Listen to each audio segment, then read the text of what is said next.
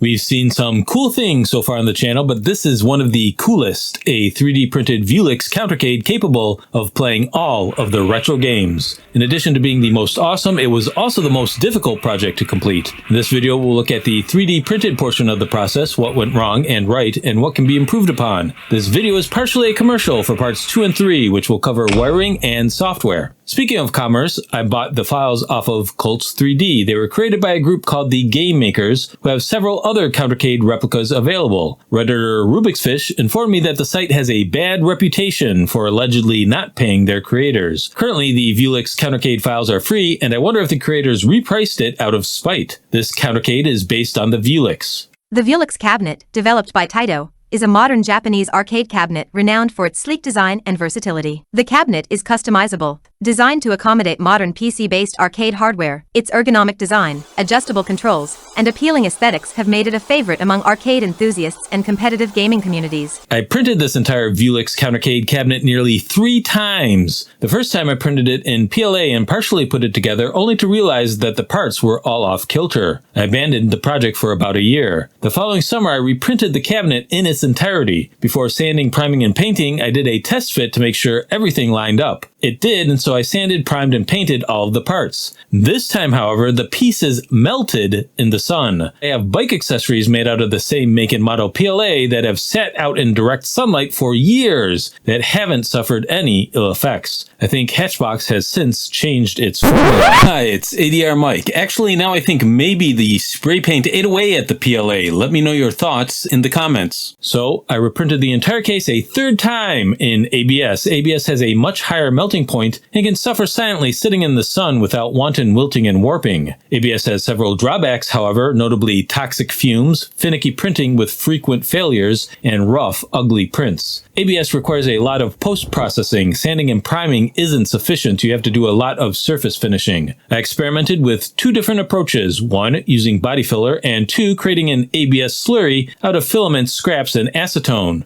I improvised the ratio, aiming to develop a consistency similar to that of Elmer's glue. Be sure to use glass containers and monitor the containers for pressure buildup. Definitely work in a very well ventilated area. This stuff is toxic and can affect your central nervous system adversely. The body filler went on uniformly but sanded unevenly. Here you can see I'm finally getting use out of my CompTIA Sec Plus certification. The ABS slurry went on in globs but sanded well. In the end, I think the ABS slurry technique was the most successful. Also, the glue version chemically welds pieces of ABS together and is far superior to other joinery chemicals, compounds, and techniques. The results are pretty fantastic. For example, I had to print each of these panels in 2 pieces to fit on my Bamboo Labs P1P printer, but post-processing, you can't see the seam at all. These fantastic results were the result of lots of sanding, priming, and painting. Here I'm using a file. I don't want to dull the edges of the print, so I'm using a sanding motion. Absolutely wear a mask when sanding this stuff. Painting too was problematic. Early on, I got locked into using Rust-Oleum Painter's Touch 2 times Ultra Cover spray paint, supposedly both paint and primer. This stuff actually eats away at ABS. Here in the side-by-side comparison, you can see how the premium build plate texture has been chemically defaced. As a result, each piece needed about 8 rounds of painting and sanding to achieve decent results. If I had to do it all over again, I'd find a more suitable paint for plastics. Discord user Ludo recommends this Rust-Oleum plastic primer spray, which I'll test out on subsequent builds. A whole lot of time went into thinking about how to best assemble the case. It's engineered to use many tiny screws. The tiny screw heads strip immediately, making their installation more or less permanent without adding any actual structural integrity. So I spent a lot of time extracting the tiny screws and then instead glued the front, bottom, and sides together. Screwing the top into place wasn't an option, neither was gluing it, since doing so would entomb the marquee header. I wanted everything to completely disassemble in the event of needed repairs, so I modded the existing header to accept IKEA-like cam locks. It worked, but didn't cinch tight enough, so I modified the model in CAD, printed it again, and the results were terrific. The new completely disassemblable design ethos meant the header header needed to be removable. This involved modifying portions of the arch so that they didn't overlap the cabinet body. I had to take it apart and did some damage, which I'm repairing here. And here I am hacking away at the arch. Next, I welded the arch parts together. This is actually very late in the build, and the potential for ruination was terrifying. It looks horrible, but you have to trust the process. We see that the ABS slurry goes on ugly, but finishes smooth. Once again, it's seamless. The speakers needed to be removable as well, which meant using heat nut inserts. What I learned is that you have to engineer the pilot holes in CAD. If you try to simply drill the pilot holes into a print that has less than X amount of infill, there won't be enough material to grip the nuts. When engineering the pilot hose, I find that a circumference that is only slightly less than that of the outer circumference of the nut works well. Too much material means that it gets all squished and fills the bottom of the nut hole, potentially jamming up the threads. With the heat insert nut problem solved, I finished up the front of the marquee header. I installed the overlay, used JB Weld to hold the speaker grills in place, and 3D printed and painted speaker bezels. After carefully masking off the front, I glued the speaker bezels into place using super glue. I don't know if it's apparent yet or not, but I hate screws. In fact, I modified the design so that instead of 88 gajillion tiny screws, the whole apparatus only needs 12 medium-sized screws. 10! What is he doing? 12!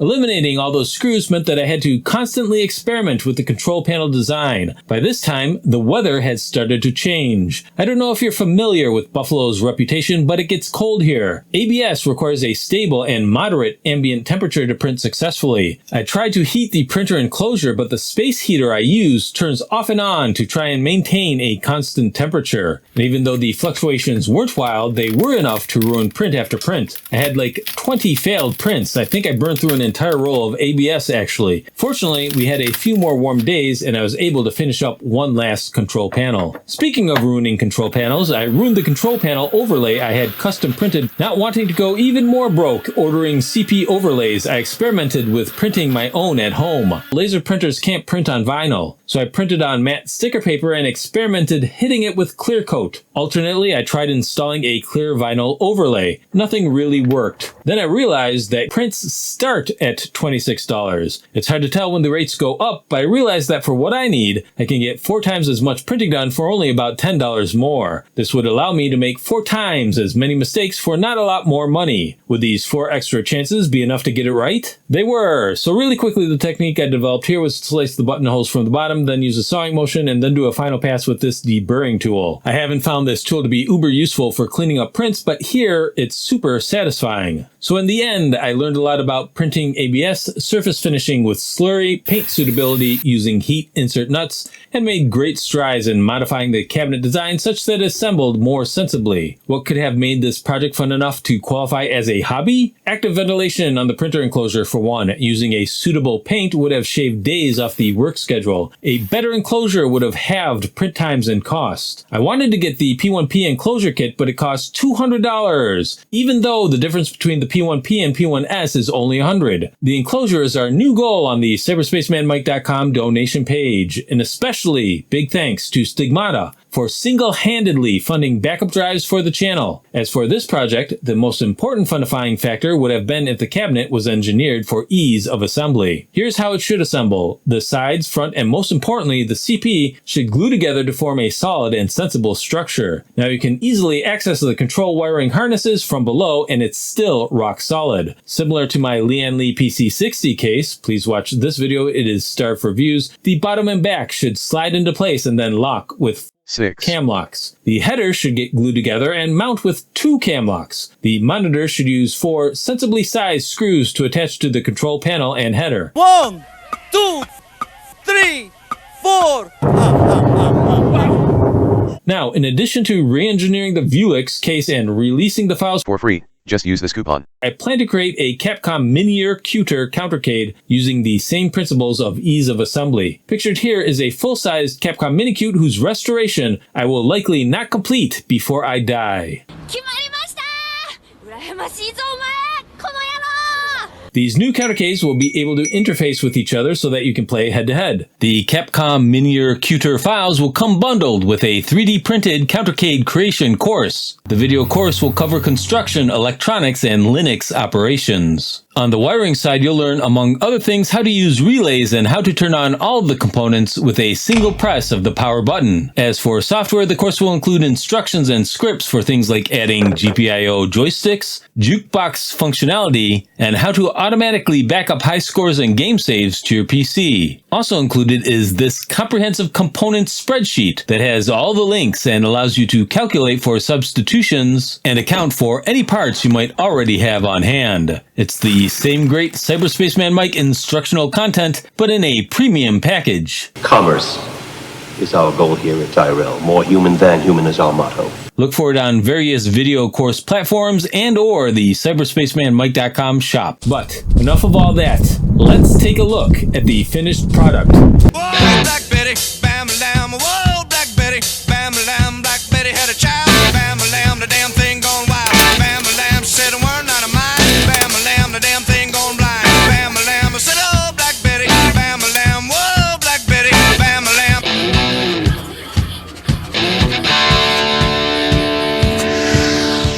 It's gorgeous, but was it worth it? Absolutely not. But it will be worth it for everyone else once I redesign things and release the comprehensive course. Stay tuned for more. Like and subscribe. Thanks for watching.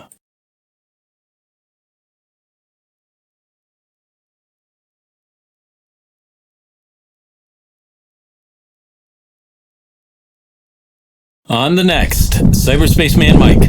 So he pulled out the amp and added a DAC, but after several days of troubleshooting realized that the DAC monopolized some of the GPIO pins, rendering the GPIO joystick arrangement null and void, and also the solder joint lactites on the bottom of the GPIO terminal block header shorted something on the Pi 4. Frying it, and so he installed a Pi 5 and reconfigured the layout, including chopping up and gluing back together the back panel to accommodate HDMI out, and in the meantime ran into all sorts of Wi-Fi problems that he eventually solved, and you can read about those solutions here, and with the Wi-Fi problems solved he chopped up the case and went back to an analog amp. He had to older and reconfigure the 3.5 connector and SOX USB to 3.5 audio AUX adapter to free up the GPIO pins, but that didn't work, so Cyberspaceman Mike went back to the DAC and re-chopped up and glued back together the case and spent several hours soldering and carefully rerouting the Pi 5 USB by running wires from the test pads out the front, which surprisingly worked, and while he was at it added quality of life and performance features like running an SD card extension cable out the back panel for ease of access and active cooling to the case, complete with a switch, and nothing ever went wrong again.